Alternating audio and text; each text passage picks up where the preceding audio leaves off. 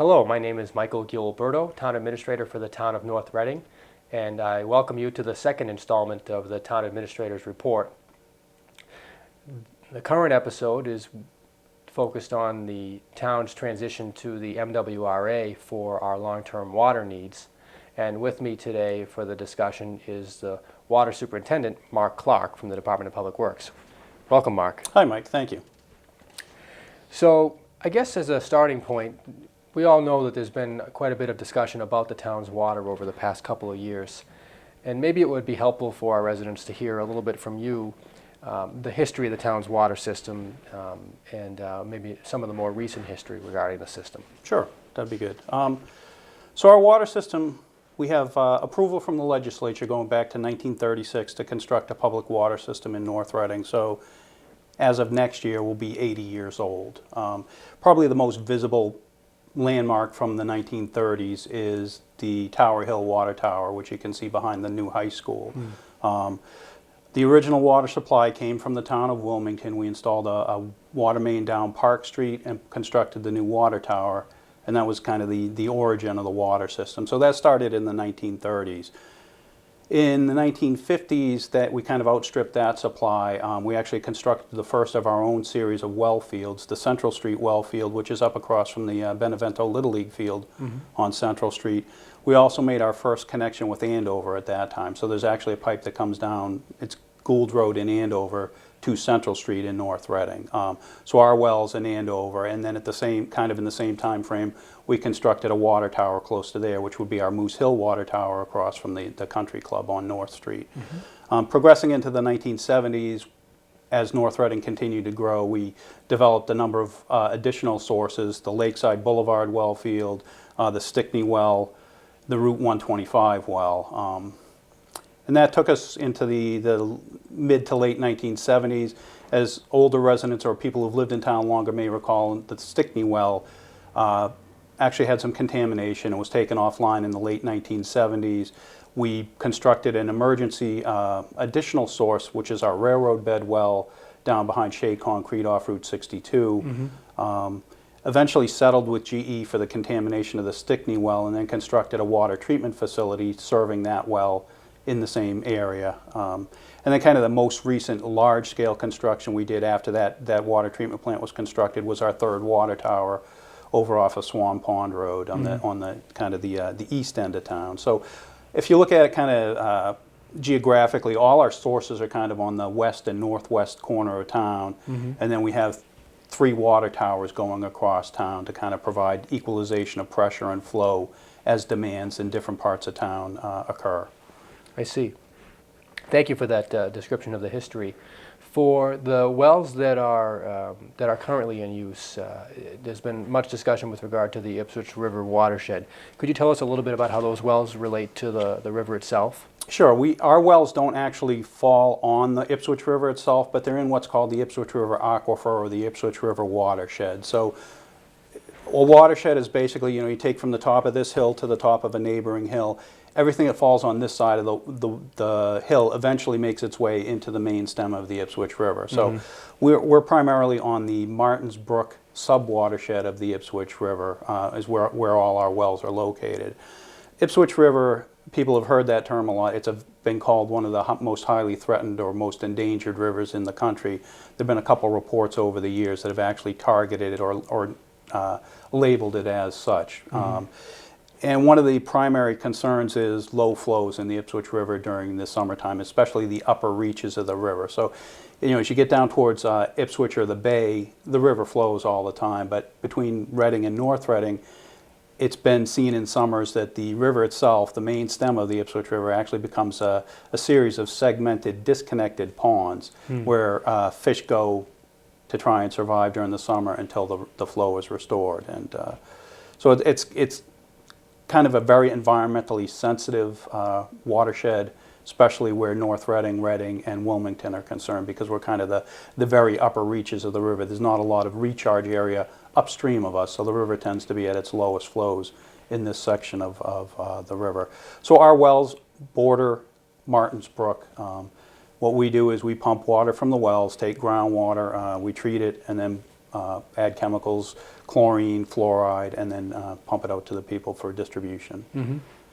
Great. Well, thank you for that description. So over the past year or so, there's been some public discussion and negotiation between the towns of North Reading and Andover regarding the connection with the town of Andover. Could you tell us a little bit about the history of the Andover Connection and what it means for the water supply here in North Reading? Yeah, that's a good question. As I mentioned, when we first developed our Central Street wells in the 1950s, we also installed a connection with Andover at that same time. Mm-hmm. So we've actually, for over 50 years, almost 60 years now, had an interconnection with Andover. Going back to the early 1990s, we added an additional interconnection with Andover. Basically went through what's called an Interbasin Transfer Act process, which allowed us to purchase water from Andover. They're getting water from the Merrimack River Basin and take it across the basin divide into the Ipswich River Basin. Mm-hmm. We bring it in, we use it for whatever our purposes are. Eventually, it's recharged into the Ipswich River watershed through our septic systems is basically the way it's disposed of. So we had about a 500,000 gallon a day capacity through our Central Street connection. We upped that to 1.5 million gallons a day through our Main Street interconnection. So we have a total of 1.5 million gallons a day on a peak day that we can draw from the town of Andover. Mm-hmm. Right now, our peak day usage is about 2.4 to 2.5 million gallons a day. So mm-hmm. on a hot summer day, we can bring 1.5 million gallons a day in from Andover. We supplement that with water we produce from our own wells and meet that demand. And we've had, as people are probably aware, we had some challenges even this past summer meeting peak day demands and put on some more stringent water restrictions in order to be able to meet the long-term summer demands through mm-hmm. this past summer. And you mentioned that there was an interbasin transfer permit to allow the water from Andover and the Merrimack River watershed to be transferred to North Reading and the Ipswich River watershed. Could you tell us a little bit more about what that kind of a permit involves?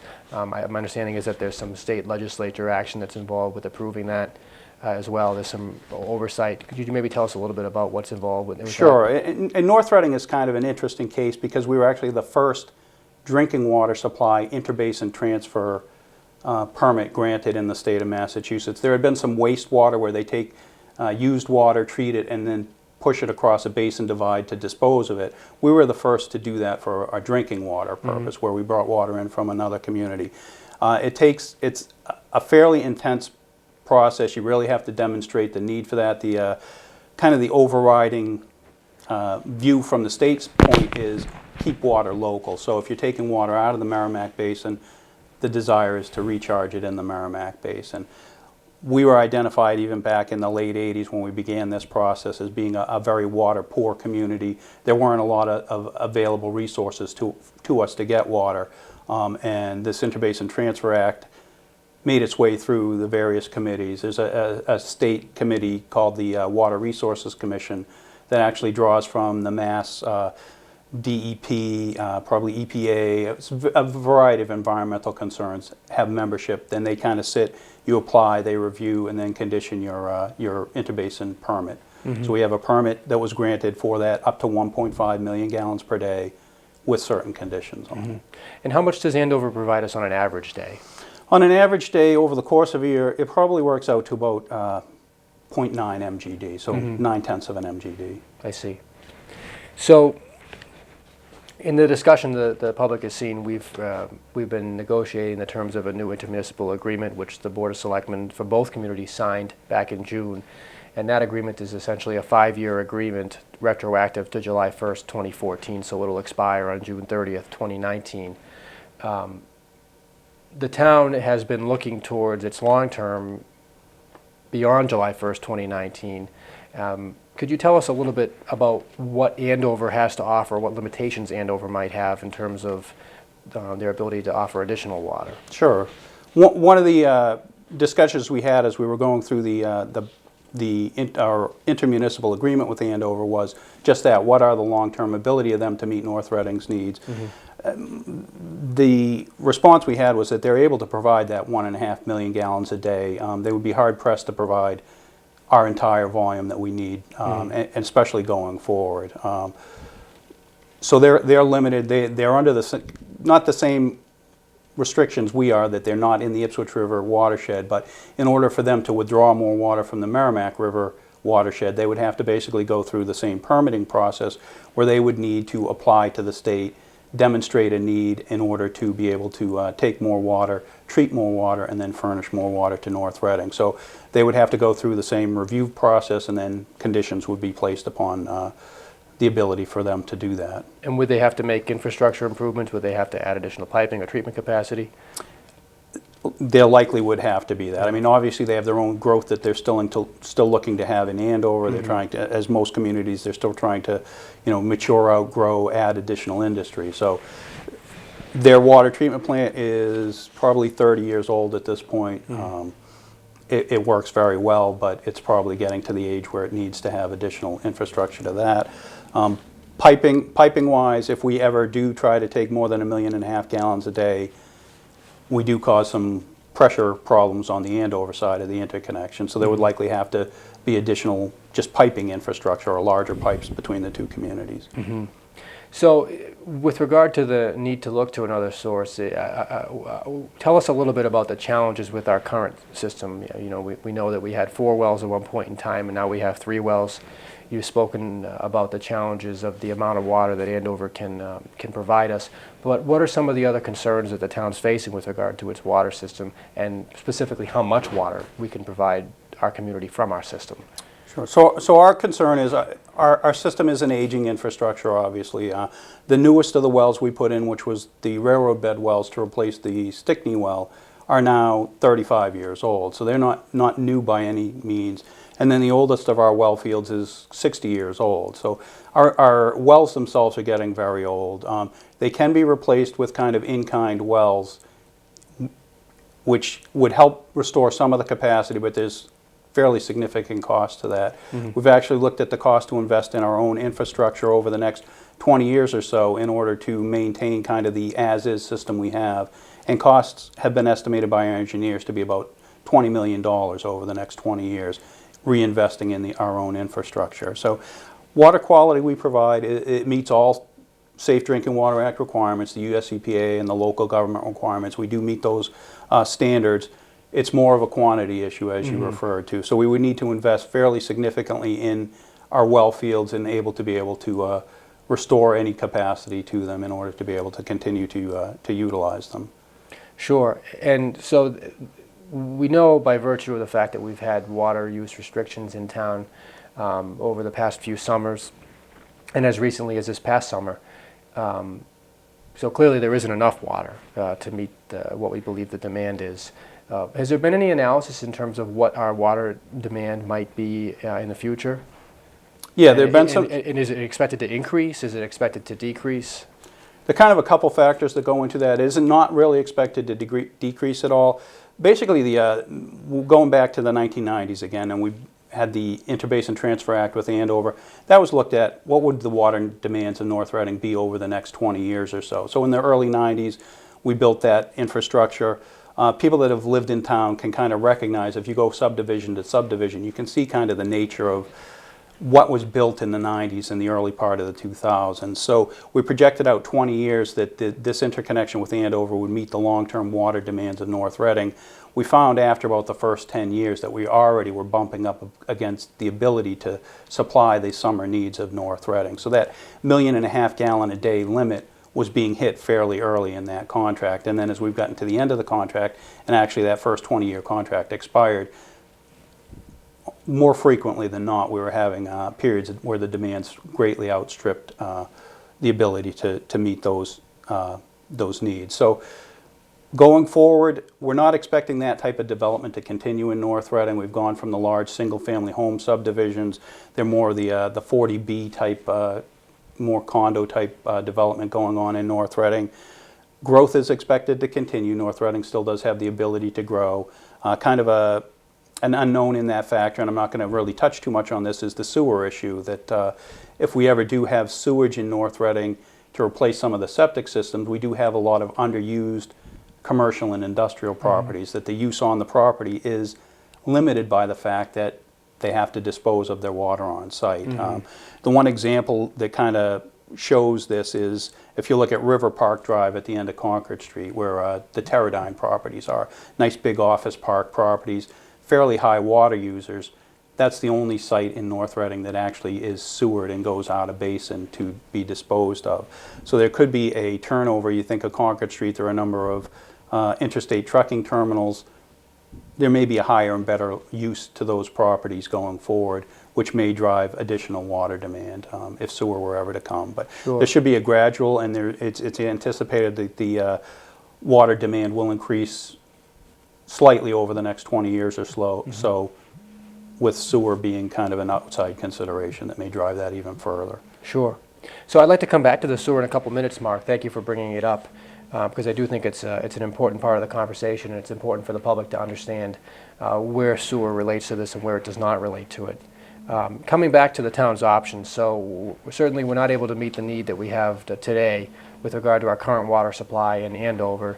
It appears that there are limitations upon Andover's ability to provide us additional water. That's brought us to the MWRA, and I know over the past probably 2 years or so we've been going through the draft environmental impact analysis, and I gather that the research has really identified that the MWRA is the most viable option for the town of North Reading to purchase additional water. Could you tell us a little bit about what that involves for the town? I mean, how do we get connected to the MWRA? Sure. So who is the MWRA? Most people hear those initials, but on the water supply, the MWRA is the Quabbin Reservoir and then the Wachusett Reservoir, and it supplies about 44 towns with drinking water in the greater Boston area.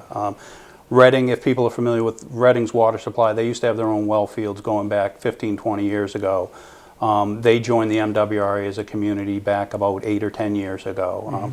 They're currently the northernmost community supplied by MWRA, and obviously abutting North Reading. So we've looked around, what are our options? Andover is limited. The ability of us to restore our wells, certainly the ability for us to install a new well kind of limits, or is a limited option for us. So what is the available option? North Andover doesn't have additional water. Some of these other communities, Wilmington had water issues of their own. And the MWRA has been identified as kind of the only water agency with a surplus of water that's out there looking to, that can look to actually meet the needs of other communities. MWRA back, if you go back to the 1970s, their safe yield is about 320 million gallons a day, and they were actually at that limit with the Quabbin Reservoir system back then. They've done a lot of work to reduce leaks and improve things in their system. Their demands now have gone from 320 million gallons a day down to about 200 million gallons a day. So they have about 120 million gallons a day of excess capacity in their system. When we approached them, the town approached them just as, is this a viable opportunity that we might be able to consider? They were very interested because they do have that additional capacity to supply. Again, we've looked at other communities around. Are there any other alternatives available to us? It's kind of the status quo, try to maintain our own system, or MWRA are kind of the two options that have shaken out of that. So if we look at the MWRA, would it be a connection through the town of Reading? Yeah, so MWRA does not have any actual MWRA-owned pipes that abut North Reading. Again, the nearest community that they supply is Reading. They do supply a portion of Wilmington as well. So we've been looking primarily at connecting through Reading, basically making a connection. The one that's been talked about is on Mill Street, where Mill Street in North Reading and Mill Street in North Reading come together, putting a pumping station there. Just from a physical factor, our water storage tanks are higher than the water storage tanks in Reading, so it's a matter of physically pumping water from Reading into North Reading. We have what we call these hydraulic models of our system, of the Reading system. We're kind of modeling, if we take X gallons per day at this point, how does that impact Reading's water supply? Will that be able to, we'll be able to push that much water into North Reading through that? So there would have to be, you know, a pumping station, some piping improvements on both sides of the both communities in order to make that happen. Sure. So thank you for that that description. For the important information for the public, and I know we have spoken about it publicly at the Board of Selectmen's meetings, but the town manager in Reading and I have had conversations. Representatives of the boards of selectmen from both from both communities have had conversations, so that each community understands where the other community is at in terms of the water needs and the ability to provide water. In the case of Reading. So those conversations are taking place. as our conversations with the MWRA, as you referenced. So you identified it being about a $20 million cost to upgrade and update the facilities that we currently have to provide water. Again, not providing us the amount of water that we actually believe the town needs. Could you tell us a little bit about the cost that would be involved with regard to a connection to the MWRA through Reading? Sure. So there are kind of two components to the primary cost to making that connection work. One is the MWRA has what they call their buy-in cost, which would just basically allow us to become equivalent to other communities in the system. So what we're looking at long term, our current average day demands are about 1.4 to 1.5 million gallons a day. We've projected out that over the next 20 years that may increase to about 1.6 million gallons a day. So there's a buy-in cost of about 7.68 million gallons, or $7.68 million to have that capacity available to North Reading, the buy-in cost. Then there are infrastructure improvements on top of that we need to do, and those are in the $9.5 million range. That would be piping in Reading, piping in North Reading, the pumping station in North Reading. So when you add those two factors together, there's about a little bit over a $17 million infrastructure cost that North Reading would have to provide in order to be able to tie into MWRA. Sure. And I know for our residents, one of the things that we've looked at is that, obviously this would be creating a situation where we would be buying all of our water. There is potentially an opportunity for reduced costs to the town in the form of not having to maintain a water treatment or well system in the town as well. So that's something that we continue to look at in regards to the town's options. So how do we go about doing this? If we want to connect to MWRA, certainly we have to have the financial resources to do so. We need to have the authority to do so, and we have to have a willing partner in the MWRA and Reading. But is it permitting that we have to go through, and where do we stand with regard to that permitting? So yeah, there definitely is permitting we would have to go through. We would need permitting from the state level. Again, this is an interbasin transfer permit, the same as we have with Andover. We're taking water from basically the Quabbin watershed and bringing it into to North Reading, so there would be a permit approval for that. There's permit approvals required from the MWRA itself. There certainly would be local approvals required from Reading in order to do that. And as we go forward, there's obviously local approvals required in North Reading. Town meeting votes authorizing us to spend money in order to make this this project happen. So there certainly are permitting and other considerations going forward. Currently at town meeting, or this past town meeting in October, town meeting did appropriate some money in order to move forward with those permitting processes. We're currently approaching the end of what they call a draft environmental notification process, which is basically to float the project out there, let all the different stakeholders have a look at it, comment on it, and then have us and our engineers take a look at their comments and respond back to that, which is kind of the first step in the process. We're kind of trying to push concurrently with some of the other permitting issues, getting feedback from MWRA in terms of what their requirements might be. And again, as you mentioned, continuing to meet with Reading just to try to shake through the whole infrastructure needs between our two communities. So what does the schedule look like? We have a goal, and I think we've all recognized that it is an ambitious goal, but we're working towards it, of having the MWRA connection available to North Reading on July 1st of 2019, which is the day after the intermunicipal agreement with Andover would expire. What's the timelines for this? We have some money that was appropriated at the October town meeting. We are looking ahead. We have a June town meeting that'll be coming up, and then there'll be a need to approve construction costs down the road. What's the timeline? Sure. So we're currently spending that permitting money as we're going forward. That's going to take us through the spring. We will be back at town meeting probably in June looking for additional money. It'll be design money at that point. So if we have the permitting capacity or the permitting ability in the spring, we'd be looking to go forward and physically design the infrastructure we need. So if we need to build a pumping station and some piping infrastructure on Park Street and Mill Street, we'd be looking to get that design money within the next year or so. The following year, we'd be actually looking to do construction money, so we'd get money to actually construct that those facilities we need in order to bring the water in from Reading into North Reading. Concurrently, we be investing in doing some work on the Reading side by upgrading the pipes that need to be upgraded on that side, so that by that target date of July 1st, 2019, we would physically have the infrastructure in the ground, the ability to turn the valves and begin pumping water into North Reading. Great.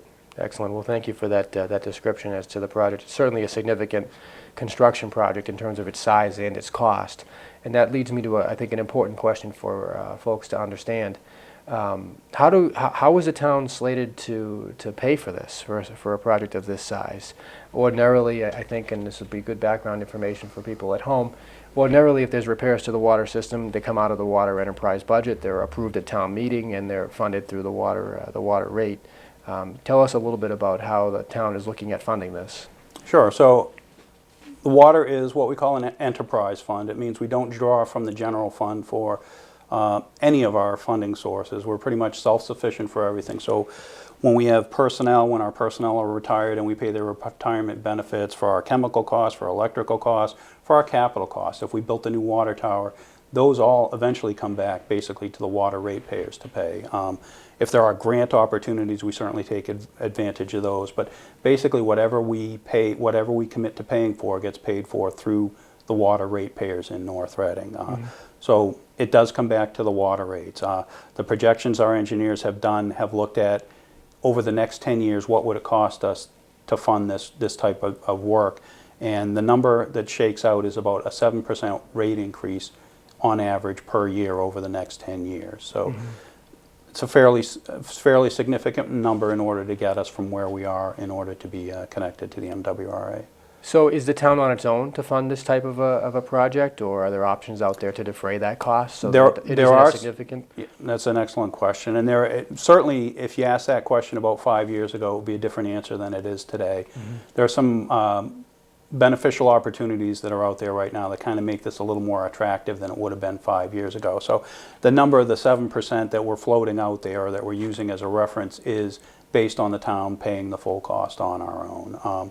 There are some proposals with the MWRA. There are some proposals from the state that we may be able to access some low interest loan or zero interest loan or grant money in order to do some of the pipeline work.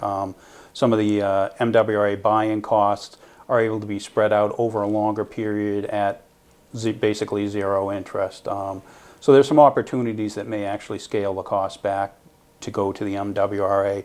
So we talked about a $20 million infrastructure investment to maintain our own system over the next 20 years versus maybe a $17 million investment in order to get into MWRA. We're trying to be conservative with that $17 million, that we feel that that's the upside of what that cost could possibly be. And I know from our conversations with our legislative delegation, Representative Jones, Senator Tarr, that they've been very supportive with regard to the programs that might be available at the state level, and certainly have committed to advocate on the town's behalf for any available state resources.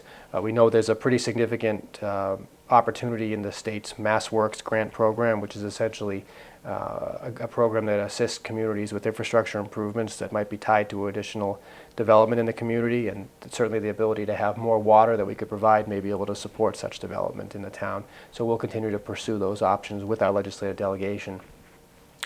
I'd like to come back to the sewer for a moment. Okay. There's no sewer system in the town of North Reading. Our residents are certainly all well aware of that. We have a limited connection with the town of Wilmington on the western side of the town over by Concord Street that's served to cause a little bit of economic development down in that corner with a couple of the companies that you mentioned earlier. We also have a recently constructed wastewater treatment facility in the center of town associated with the secondary school building project. It's in its second year of operation, and we continue to look at that as a potential option. But in terms of the sewer, what's on the table for discussion right now? Because I know that there's a lot of information out there about the fact that going into the MWRA means that you're going to be purchasing their water, and you're also going to be part of their sewer system as well. What's the town looking at in terms of sewer? And I know this is outside the scope of the water department, Sure. But in the absence of a sewer department right now, I think much of it is falling to you. Sure. And again, to go back before we go forward, back in the 1990s, the town initiated a sewer study for North Reading. And the direction at that time, based on the fact that the Ipswich River is such a stress basin and the fact that our current discharge of our wastewater was into the basin, was to keep the water local. So the focus was to look to find sites in North Reading where we could collect wastewater, treat it, and then discharge the wastewater back into the ground. And there was a committee that worked long and hard looking at that. Basically screened the town very thoroughly in order to try to, if the potential existed for you to stay on your own septic system, that was the long-term solution for your property. But there are properties, you think of, say, the Martins Pond neighborhood, where very close to the water, the pond comes up and their septic systems actually have been known to go underwater during flooding situations. Not a viable long-term solution. So the town was looking to collect from those different neighborhoods, treat the water, and then find locations where we could discharge the water back into the ground. The problem came that even though we screened it down as tight as we could, we had more needs than we had ability to get rid of water in the ground. It's hard to put a lot of treated water in a single site. You start mounding up. You don't want the water breaking out of the surface. So the committee worked long and hard at that, but kind of never came to any resolution.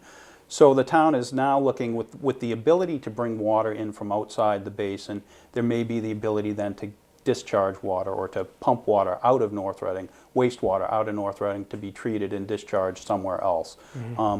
Kind of three agencies that exist outside of North Reading with the capacity to do that. One is the South Essex Sewer District, one is the MWRA, and the other is the Greater Lawrence Sewer District.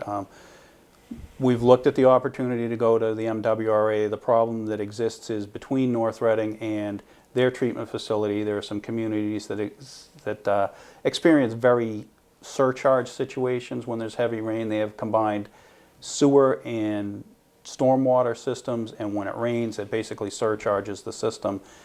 The need would be for anybody joining that system to come in and reduce that problem. So they basically look for us to take maybe 3 gallons of wastewater out of their system for every gallon we're looking to put in.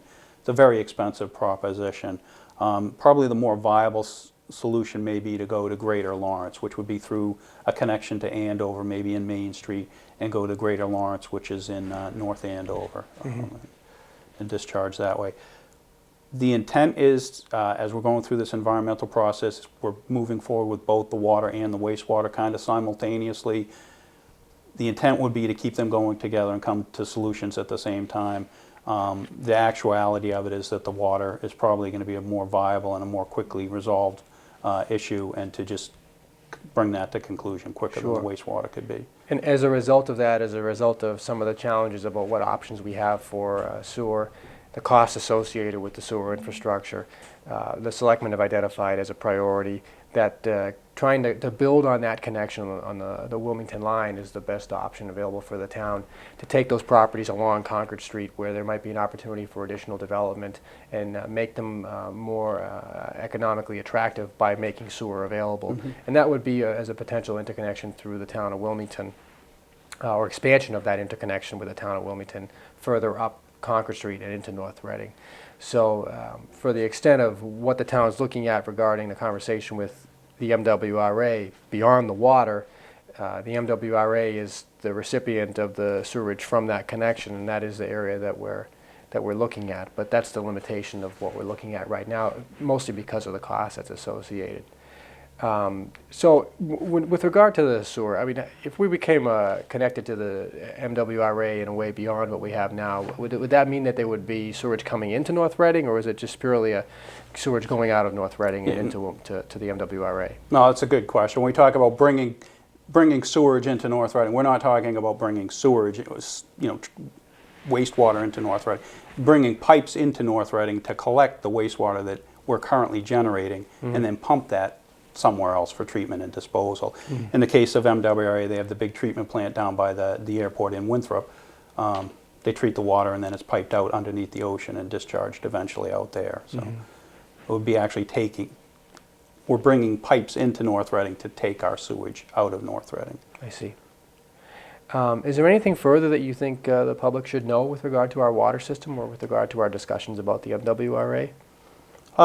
No, I mean, certainly every time we meet, there are opportunities for people to have input on this. We're having occasional public hearings. We have a water commission that's actually kind of short-staffed right now. So if people are interested, they certainly can come to Town Hall. We have additional information at the Water Department or at the Department of Public Works.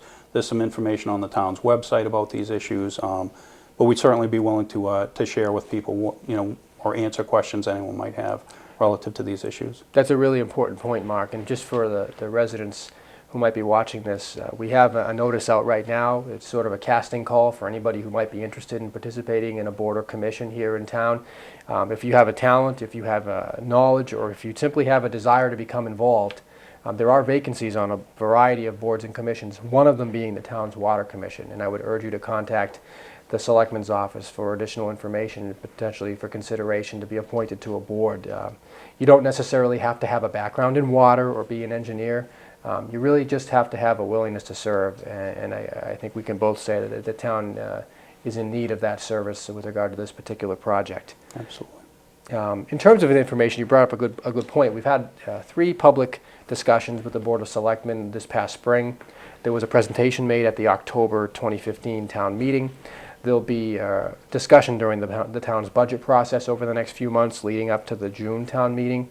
But an important point I want to stress for people at home is that there is information available on this project on the town website, www.northreadingma.gov.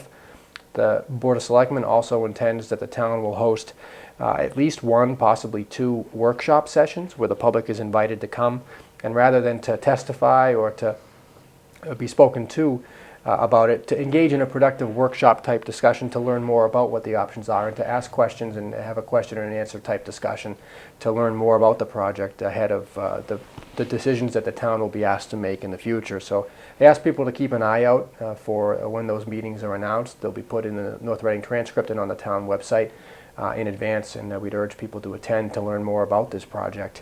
You can also learn more about the project by contacting the Town Administrator's office or contacting the Department of Public Works Water Department. Mark, I'd like to thank you for your time today and for the explanations that you've offered. I know you've been with the town a long time. You have quite a bit of history in perspective with regards to the town water system, so thank you for your service to the town as well. Thank you. And I wish everybody a happy holiday, a happy Thanksgiving, and we'll see you the next time. Thank you.